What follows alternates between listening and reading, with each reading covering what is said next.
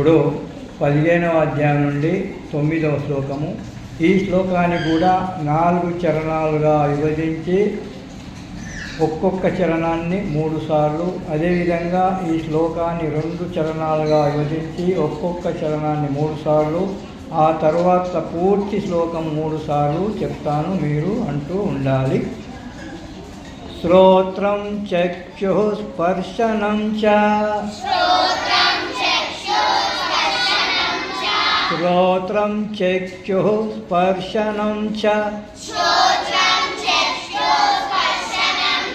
శ్రోత్రం చక్షుః స్పర్శనం చ, రసనం ఘ్రాణమేవ చ, రసనం ఘ్రాణమేవ చ, రసనం ఘ్రాణమేవ చ. మూడవ చరణం 3 సార్లు. అధిష్టాయ మనశ్చాయం,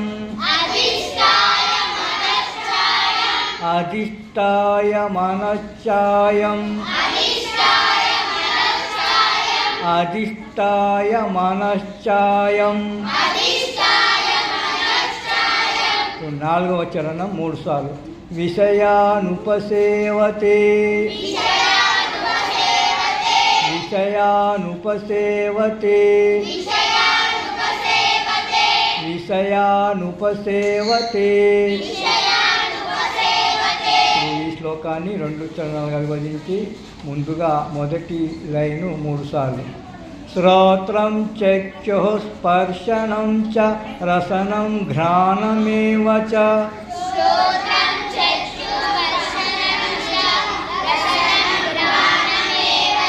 శ్రోత్రం చక్షుః స్పర్శనం చ, రసనం ఘ్రాణమేవ చ.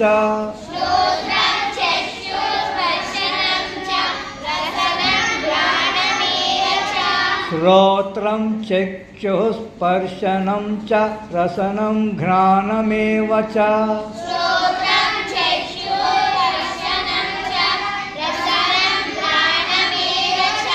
ఇప్పుడు 2వ లైను 3 సార్లు.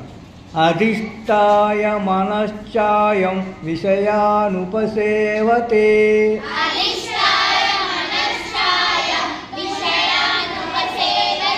అధిష్టాయ మనశ్చాయం విషయానుపసేవతే,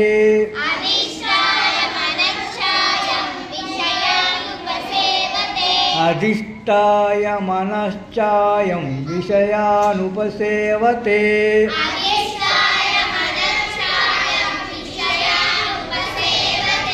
ఇప్పుడు ఈ శ్లోకాన్ని పూర్తిగా 3 సార్లు చెప్పుకుందాము.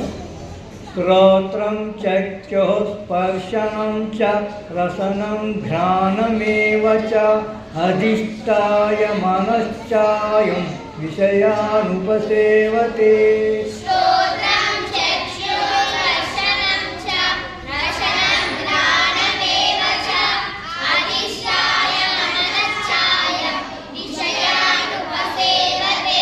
శ్రోత్రం చక్షుః స్పర్శనం చ, రసనం ఘ్రాణమేవ చ, అధిష్టాయ మనశ్చాయం విషయానుపసేవతే.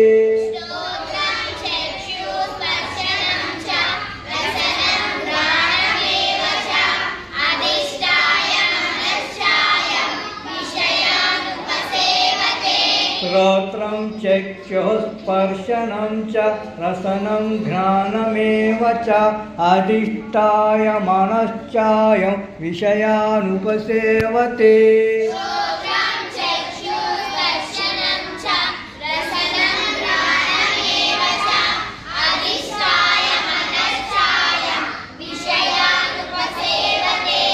తొమ్మిదవ శ్లోకాన్ని కూడా 4 చరణాలుగా 3 సార్లు, 2 చరణాలుగా 3 సార్లు, పూర్తి శ్లోకము ఒకసారి 3 సార్లు చెప్పుకున్నాం కాబట్టి ఈ 3 శ్లోకాలు రేపు మాకు నేర్చుకొని మళ్ళీ ఇక్కడ చెప్పాలని కోరుతున్నాము. గోపాలకృష్ణ భగవానికి